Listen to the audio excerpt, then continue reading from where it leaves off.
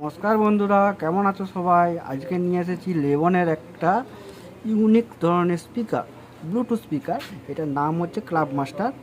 এটা একটু দেখাচ্ছে।